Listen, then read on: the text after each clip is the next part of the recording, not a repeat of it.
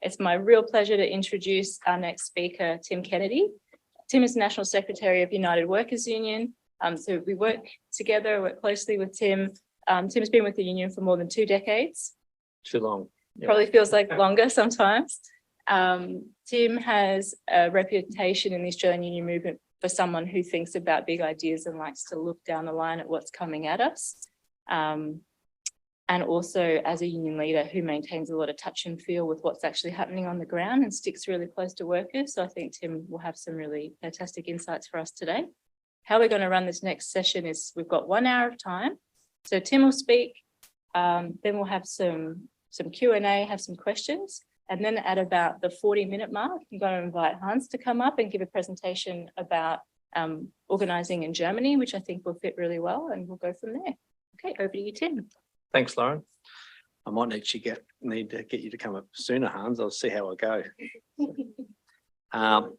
So thanks for the opportunity to come and speak to you this afternoon. I think it might be useful just to give you a sense of the union I came from and how it's involved in logistics, because there's a number of iterations of the union to where it got to today, which is the United Workers Union. The United Workers Union is actually a relatively new union in Australia. It was formed on Remembrance Day in 2019. And then we basically just got going, and then the pandemic hit. And the union itself is a big part of its work is logistics. But is also involved in other parts of the economy across 42 different sectors, both public and private. So it's very much a work in progress. Before that, essentially, if you think about logistics workers, the union thread through which our exposure to organising in this sector comes from a union known in Australia as the Storemen and Packers Union that was quite active in this town, especially from the early 1970s. And really, it was the activities in those days, and when I say the Storemen and Packers Union, it was men in those days. And I think Tom was right to point out that composition has changed rapidly in the last 15 years. But that was the union that essentially found a way to organise a sector where the union in many respects was bigger than the employers it was dealing with at that point in time. So most enterprises in those days managed their own storage and distribution networks, and they were smaller entities, and the union itself was quite big. And so it used a mechanism to not only to grow quickly, but to change the conditions and to make store work in Australia quite secure work, and I would say middle class, working class jobs. And it did that by way of secondary boycotts, having very strong power at the port, and Melbourne being the biggest port in Australia still. And then it had a number of leaders such as Bill Kelty, Simon Crean, Andrew Landyhue, who had a ragtag bunch of organisers who did some pretty impressive things. They created shorter working weeks. So they were the first area to win 36-hour and 35-hour working weeks in Australia. And they developed Australia's, for better or for worse, first industry superannuation fund in 1978, which was the precursor to the industry fund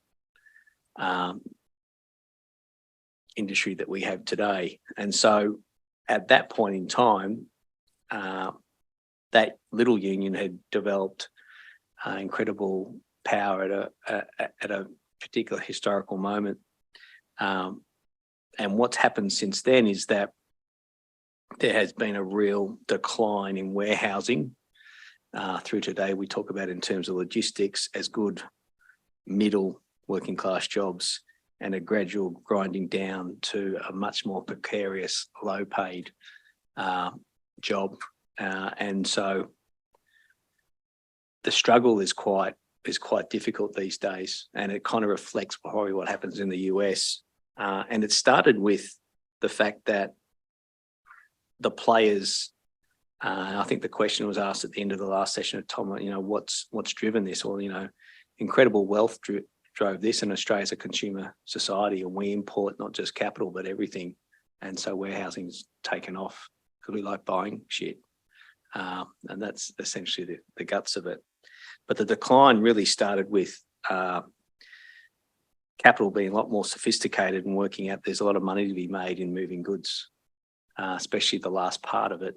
And so contracting out and moving risk away from the actual decision making as further away as possible in terms of the risk of holding labour, the use of labour hire to keep people insecure or potentially conscientious is part of it. And what we've seen as an investment vehicle, the building and shutting down of warehousing. If you just go 15 kilometres that way, you'll see huge warehousing parks that when I started the union just weren't there, and they continually getting built year on year. And the building and shutting down of warehouses is not only just an investment and a recycling of that infrastructure, but it's a way to drive down wages and conditions, because the industrial relations scheme, the scheme of our laws here, encourage and incentivise employers to shut down a site because that will kill the labour terms and conditions, open up a new site and create a greenfields agreement, what we call a greenfields agreement. So they're the key challenges that we've had to deal with for some time. And really, I kind of think of those as the major themes that we deal with. I mean, the new challenges that we deal with kind of evolve from all of those. In fact, we had a strike starting at 3 a.m. this morning with a pharmaceutical logistics company called API, Australian Pharmaceutical Industries, which was purchased by Wesfarmers, a major Australian conglomerate, in the first quarter of last year. This company's been part of the union for 50 years or more, and it supplies all the Priceline pharmacies. Just to give you a bit of a sense who they are. They also were crucial in supplying hospitals and pharmacies through the pandemic with key cancer drugs and other high-end pharmaceuticals, all the way through to your PPE and your rapid antigen tests. And they're on strike today around these issues of the use of labour hire and the downgrading of conditions, what we call concession bargaining. And we'll have we can talk about that a bit later. And we've got another strike starting next Monday in the fresh food supply chain, which is essentially part of logistics, which is, we kind of call it our farm section, where those ready-made salads and lettuces that you pick up at the supermarket, that is where our migrant membership are in the main, and they are taking a stand down in the southeast of Melbourne as well, around the conditions that they have to put up with in supplying those products into Aldi, another major supermarket chain. So I think that if I think about how those initial challenges developed, the union had a period when tight labour markets, a different frame of labour laws in the early 70s, and the neoliberal consensus hadn't taken hold just yet. And so you had a bit of a paradise for workers in this sector. You had shorter working weeks, 36-hour, 35-hour working weeks. You had a major disincentive to use casual labour because the casual labour loading was 33 1/3%. That's what it is still down at this facility today. You had another disincentive to blow out working weeks with overtime being paid at time and a half for the first hour after ordinary hours, and then double time thereafter. So there was major, labour actually had developed major capacity But with the entrance of these new bigger players, labour markets getting looser, and essentially our take on is that capital worked out that we don't make as much things here in Australia anymore. There's profit around the movement of goods. The way you release that is you deal with your labour costs as best you can, and they've done that very well. The other big phenomenon that took hold in Australia is we have a very strong duopoly in Woolworths and Coles, the two big supermarket chains, and they are very powerful in terms of they basically capture all the available land and they bank it. They are very good at moving risk away from them in the way that they contract out and the way that decisions are made. And so we've got a more sophisticated approach that we had to confront, and the labour movement by and large wasn't sophisticated enough to deal with it. But economic conditions changed, and the political frameworks changed and the power structures changed. So we think we've got multiple new challenges, but they still remain the same. They're about breaking any obligation to workers at the source of economic power. They don't want an obligation directly to them. They need an increasing precarious workforce that keeps people focused in the main. They want to remove as many workplace protections and wage conditions as they can through using the workplace bargaining laws that have kind of worked their way since 1996. 1996 is when the first iteration of the Workplace Relations Act came in, and that was the start of diminution of collective worker power. And so that's been one of the things, I think, of 7 things that jump out at me: the increased use of labour hire, the contracting out and the use of third-party logistics. I'll talk a little bit about that. The closing down of what we call sheds or distribution centres and opening new ones using the labour laws to take out terms and conditions. The building of semi-automated facilities and automated facilities continues to evolve. It is definitely our view that it is not a job killer. I'll give one small example. So Woolworths' major national DC was here in Broadmeadows, and it used to employ between 700 and 800 workers every day, supplying all of Victoria and most of southern New South Wales. They closed it and opened in Dandenong their first fully automated facility. Did you ever get down to that in the end? Yep. It was meant to employ only 150 people.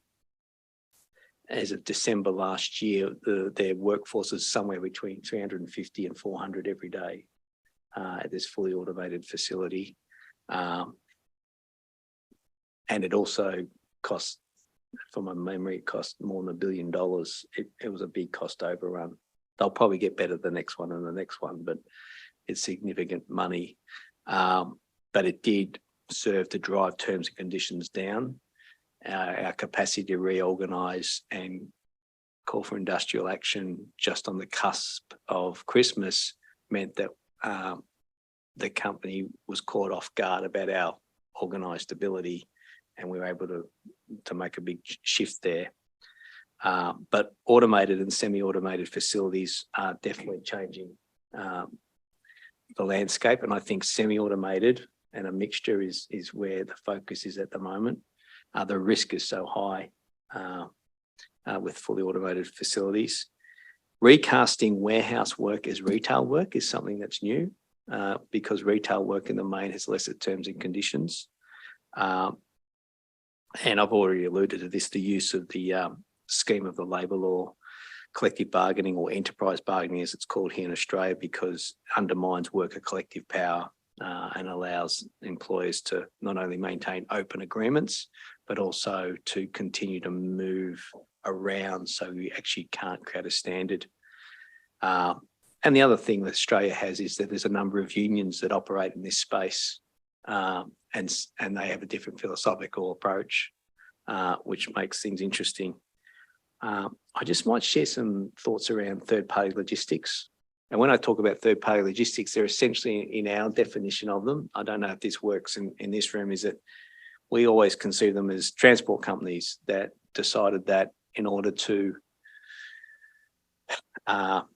deal with all that plant and equipment they had on the road, that they needed to actually offer something else as a service, initially to the two big retailers, but also to the big manufacturing of food companies here. And so we think of them as Toll, which is a local company that was owned by Japan Post up until recently, Linfox, which is a big family-owned company, and then you've got your international players in Siva, DB Schenker and DHL. And we think, in my time in the union, I started in the union in 1995, the one thing that I would say is that we've learned about logistics was from about 1998 onwards, the rise and development of these companies as third-party logistics supply has really took off, and we were flat-footed. The model was essentially based on contracting out and providing a service, whether it be to a major transnational food corporation or a supermarket. They would build the shed, they would contract out on lower pay and conditions, and it's really accelerated, since the turn of this century. And essentially, the two big supermarket players then worked out a strategy, depending where they were in Australia, how they wanted to leverage off that. For a long time, the big players, the supermarkets, wanted control, and that's very important to them. But what they did in this particular state in Victoria is they contracted out their warehousing, because that was where the most militant union was, where they had a compliant situation in other states. That's a historical fact. And so once those two big supermarket providers really lent into not just, say, using Linfox for their trucking, but also to do their warehouse work, as Coles has done, it really opened up a growth industry, and that's been a major challenge for us. And it continues to be the major challenge for us because of the power of those two supermarkets. Now, I think you've been talking a lot about Amazon today in the main. Is that right? Is Amazon? Yeah. Because my comments on Amazon are quite adjacent, because we see third-party logistics as the major challenge for us. The late arrival of Amazon into Australia still hasn't fully revealed itself about the impact it will have. It was interesting that when Amazon first came, they came to Melbourne and they set up in the old Bunnings warehouse in southeast Melbourne. So Bunnings, funnily enough, still have a warehouse to supply their warehouse stores. But it was a very old-fashioned, shed with racking, very physical. And that's where they set up. And they employed their entire warehouse worker labour force through a deco. So the way that they came into Australia was pretty, is pretty unsophisticated as you get when in the public's mind's eye that, Amazon, everyone's just having their stuff flown around to them. So we actually have not embarked on a full throttle organising campaign with Amazon yet. There's a number of other aspects to this industry and sector that we need to work through before we get there. So it's not obvious to us what the Amazon effect has been, other than us all being consumers as well. But we would say a couple of things that I was just talking to my logistics team last week about this. Wesfarmers is a huge conglomerate in Australia, and it owns API, which is that company I was talking about, and it owns Bunnings and it owns Kmart as three key brands. It's responded to Amazon by introducing their own counter offer to Amazon Prime. So they're obviously thinking about it. And they've also kind of repurposed, from our analysis, their historical internal competitive operating structure. So this is a classic company with a house of brands, and it used to say to its brands, you compete internally. You have your own, you have your own supply chains in there, and you compete with one another. It appears to us they've worked out that doing that is they're eating themselves, and they need to actually be more collaborative and use their scale and their footprint to compete against Amazon. And I think that's where Woolworths and Coles have gone as well, because Amazon has dropped itself into a continent of about 25 million people with huge distances to cover. And so it's not a straightforward fit for them as it was when they dropped into Western Europe, where you got big population, short distances to cover. So I think both Canada and Australia aren't as easy a nut to crack for Amazon, especially when the two big powerful entities in Woolworths and Coles have been preparing for this for some time, because they've been tested by Aldi, and they worked out from Aldi, it says we've got to make certain we own all the land where the people are, and that's pretty crucial.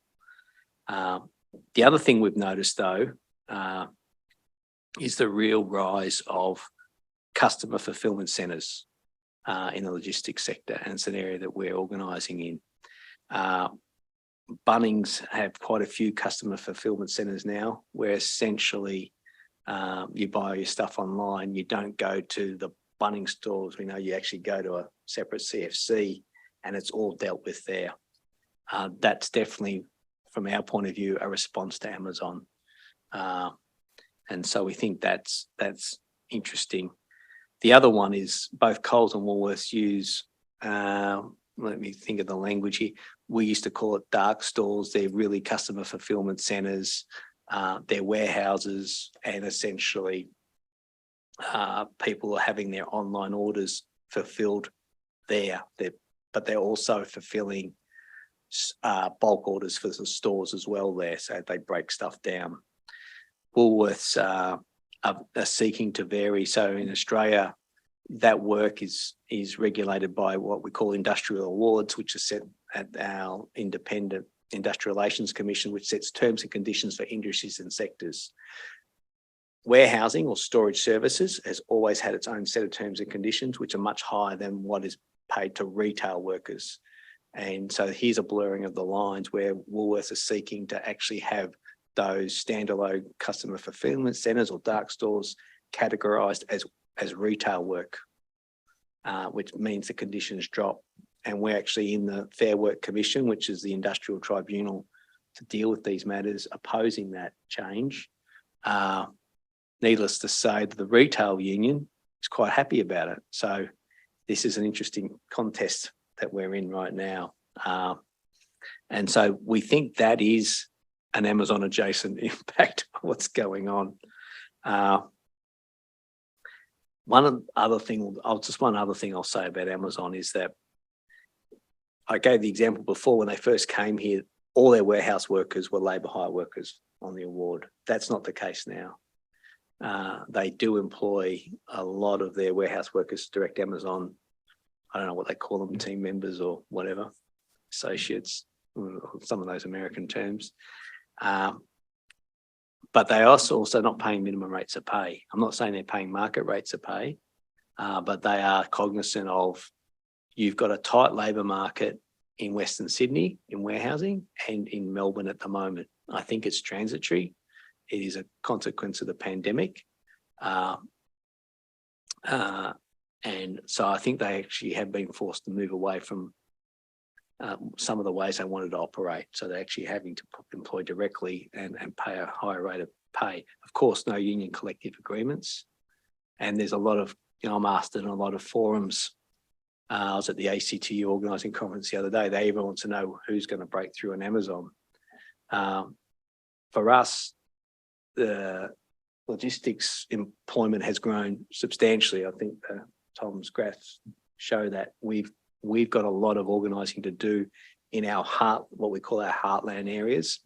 We also have a new environment where the labour laws in this country around collective bargaining have had a major reform around what's called multi-employer bargaining. So we're moving away from an enterprise-focused bargaining to a multi-employer bargaining. It's not the same as industry or sectorial bargaining that's far more advanced in Western Europe, but it's the first indication that Australia is moving away from a fairly stupid enterprise bargaining framework to a more sophisticated Western European approach. The government is very nervous about it, and that's why it's a bit of a half step. So we think that we need to kind of work out how we can make that work.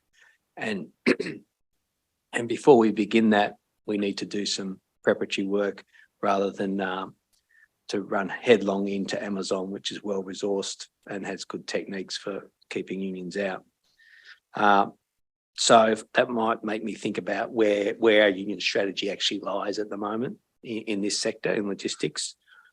Our union strategy has been built upon a campaign that we started about a decade ago to really push back against the use of labour hire. I think warehousing, the warehousing sector in Australia is the highest use of labour hire workers. I'm trying to think what other sector is. I think we are warehousing is the highest use of labour hire workers. So our campaign called Jobs You Can Count On was kind of built around a pushback against all those great conditions and secure direct jobs that had been built up since the late 60s, early 70s, and that had been systematically deconstructed from 1996 through to where we are today. That's the kind of the arc that we look at it as. And so I've just been involved in a series of our union reps, we call them delegates. At all our big companies, we've had a series of union rep delegate meetings up and down the East Coast in Brisbane, Sydney and Melbourne. And we've been working with, upwards over 1,000 delegates about what our longer term organising and bargaining strategy is going to be to deal with those challenges I talked to you about. And essentially our key objective is how do we defeat the enterprise focused bargaining system to actually win more secure jobs and jobs that actually don't actually wreck people's bodies as well, which is a big part of this. So what we've been doing is that we're trying to set a floor for taking wages out of competition across these sectors. So to basically have a conversation with these third-party logistics providers to saying, it's not in your interest to continually tumble down because at some point your margins will be that tight that it's not worth the effort, and also you won't get the labour. So to do that, we've been slowly aligning and merging our union collective agreements to build bigger, stronger bargaining cohorts across an enterprise, not across a sector or an industry. We've been trying to limit the scope or ideally kill off the creation of greenfields agreements by saying we won't do greenfields agreements anymore or roll new work into existing agreements. I don't know if this was discussed today, but we take a lot more industrial action than the ordinary union does in Australia because we have to. So the strike that we've got this morning and the strike next week is not uncommon. They're difficult and they're not done lightly, but there's a contest every day for the union in logistics in this country. We are focusing, and when we do these agreements, about winning union rights as a settlement, winning same job, same pay, and expanding our coverage clauses to cover as much of the work as possible. So we basically have a coverage clause that say, if you close this facility and open another facility, these terms and conditions must go with it. When I talk about same job, same pay, this is a peculiar aspect of Australia's collective bargaining laws, is that you can strike an agreement with Coles on the Friday for wages and conditions for that agreement for the next 3 years. And on the Monday, Coles can say, that's fine. I'll bring in a labour hire firm and just pay them the legal minimum wage. And so defeat the bargain. And so we have a government that was elected in May of last year, federal government, that one of its key industrial relations policy was to enact same job, same pay. And that was to close a loophole in our collective bargaining laws that allowed employers to have an open agreement while the workers had a closed agreement in terms of terms and conditions. 25 minutes, yep. So that's essentially one of the things we hope will close. The other big thing we need to do is we need to build delegates, union reps and delegate structures. And that's the other key thing. We can't survive unless we have full-time paid union reps on the sites working every day, paid for by the company. And that's something we are building. So that's essentially what our strategy is. In terms of what have we been doing, I can talk to you about some of our various bargains, but essentially I'll just finish on a couple of these key points. For us, union activity and organisation is contested every day because the role of labour costs in this area means there's a high incentive for employers to fight union organisation, a very high incentive. And so as a result, organising is heavy and relentless, and we can't do it with full-time union people. We need workplace leaders, and winning paid time for those workplace leaders to do this work is important for us. Logistics sits at a very particularly powerful choke point in the economy in this country, given the nature of the size of it. And small population, big distances opens up risks if goods don't move. And that's understood. And I think that was learned by everyone in the early 70s, as I read the history anyway. And we have a tight labour market at the moment, which is increasing churn. So people are just leaving jobs to get better pay because collective bargaining in this country has completely collapsed. And while it's held up reasonably well in this sector, it's still low. We have about 23,000 members who work in logistics. Other unions have members. So in the private sector, it's unionisation is reasonably high. But when you've got a bit over 100,000 designated warehouse workers in Australia, we're the main union for it. So we'd probably be, I just checked the figures, we're around 23,000. We could be 25,000 some weeks, but that's the size of it. And so it's not big. Other unions may pick up another, 7,000 to 8,000, and that'd be the shooting match. So that's where things are now. I'll wind it up.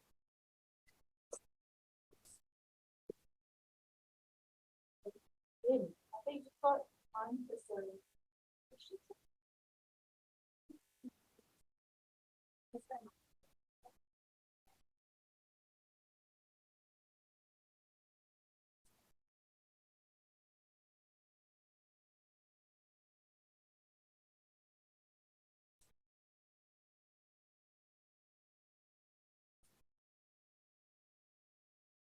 Yeah, well, Tom's correct. There's been a massive increase in female participation in warehousing, and it's been fantastic for our union culturally, because when I started, it was very male dominated, and it wasn't good, to be quite blunt.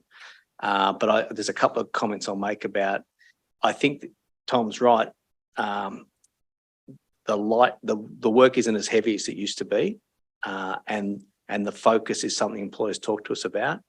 And I think in some ways my experience is they misread women workers in that sense. So the majority of workers on strike at API are female, and so and pharmaceuticals are really focused on accuracy and having the labels facing the right way. I mean, you cannot get a pharmaceutical order wrong.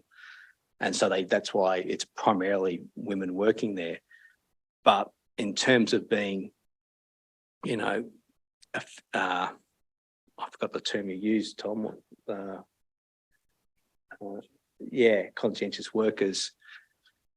I mean, my view is a worker is a worker is a worker. If they're not treated right, they'll fight about it. We had a 2-week strike at Country Road. 90% of the workers there were women, and they did that because, they were treated in condescending ways. You don't know what you're talking about. It's light work, just focus, be conscientious. They used that term, and they resisted that. So there is a significant rise of women in the workforce, and it also tracks a lot of South Pacifica people increasingly dominate our Western Sydney and our Western Melbourne warehouse areas. And I think that the nature of the workforce will continue to be, we'll move to a 50-50 breakdown. And I think it's healthy for the industry, it's healthy for the union, but I also think that once workers work beside one another and see what they go through, I think they misread people to say that they will they'll be conscientious and quiet and just focus on the task. They'll want to make certain they're treated with dignity and fairness in the workplace. And too often you'll see that the men will have the easier job of sitting around on a forklift, spinning around and driving around, and the pick is being done by women. And that's an issue that we want to organise around. Quick follow-up question. Maybe I'll take 2 questions now. Hans, did you come up and start giving us some presentations? Can I ask you a question? Yeah, go Sorry, for it. So does that change in composition of the workforce reflect in labour organising strategy as well? No, not really. No, not in my experience. I think our labour organising strategy is really premised around values, and it's around building hope, and it's around people supporting one another in the workplace. But I think, to the premise of your question, when I first started the union in 1995, the organising strategy was one that was inherited from the 70s, which it wasn't a conversation with workers. It was more aggressive. Yeah, and so I think there was a difference then. But in the last 25 years, we've changed, we've evolved, and it's a value conversation. Yeah.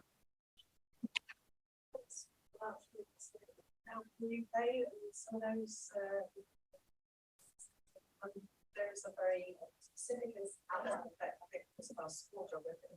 So if they've done some low pace, then phones, Amazon will pay £1 an hour more, literally more. And that does create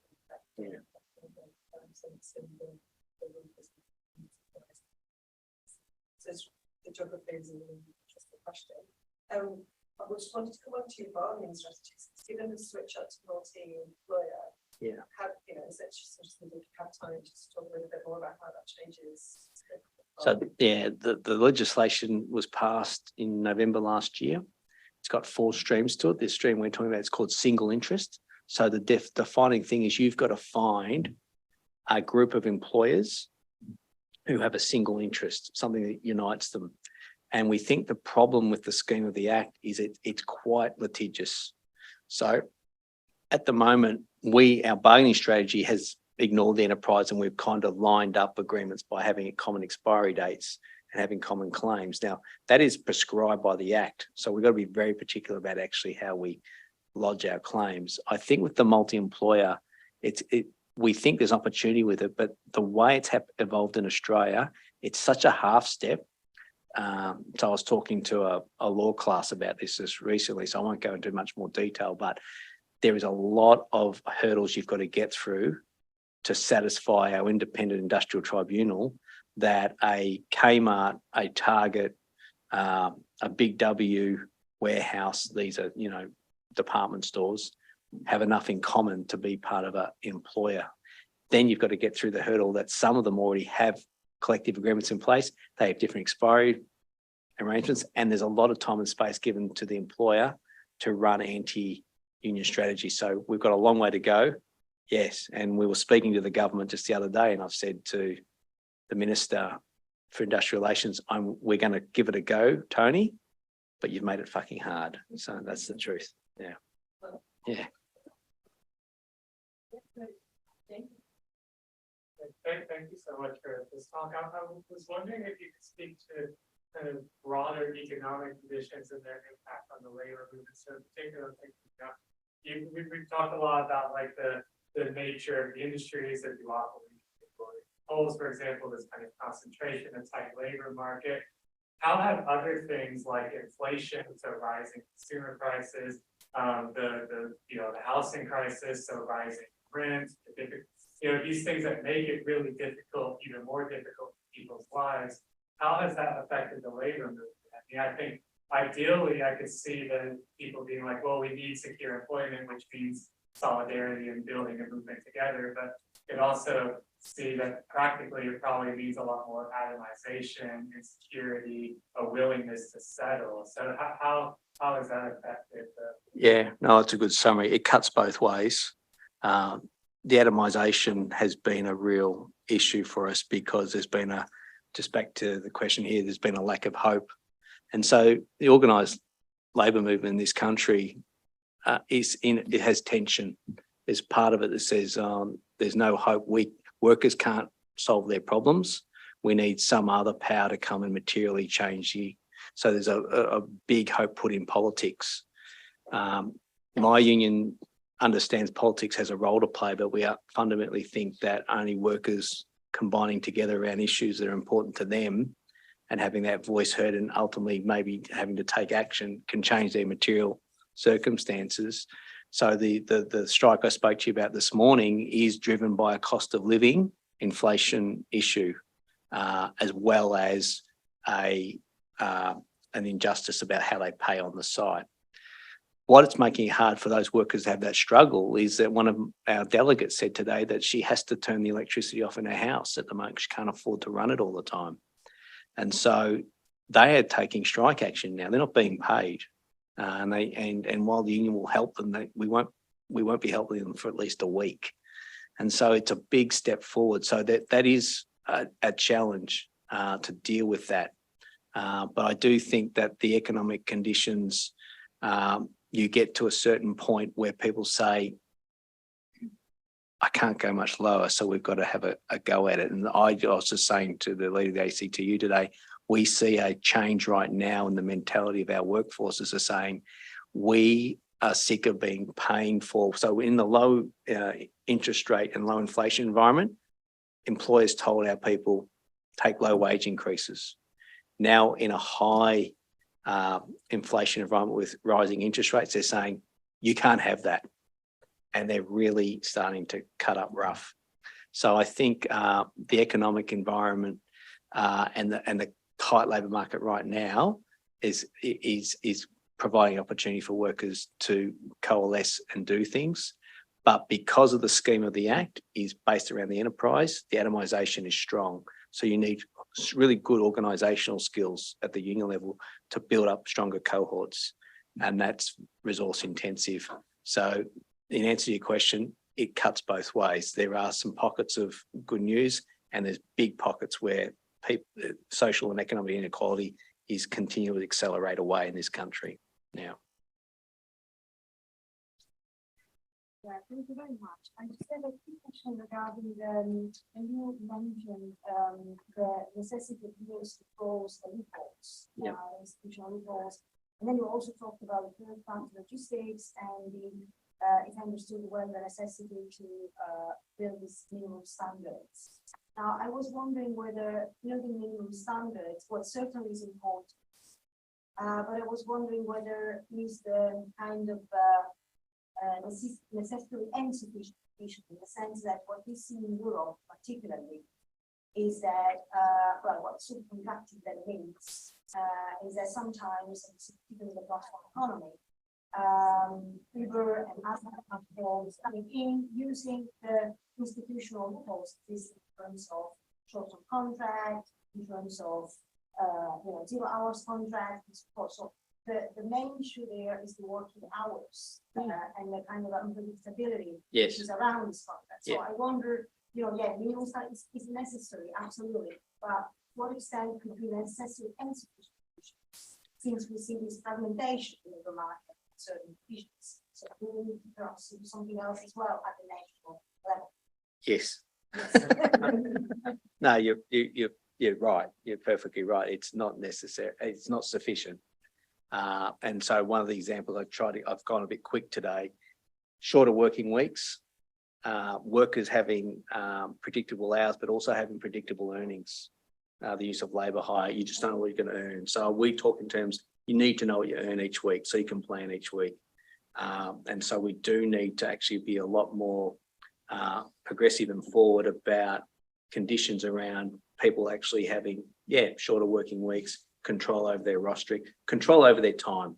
You know, time is what this is about, is that who controls my time and how do I live around it? So no, you're right. Yeah. Okay, thank you so much. Team, we're going to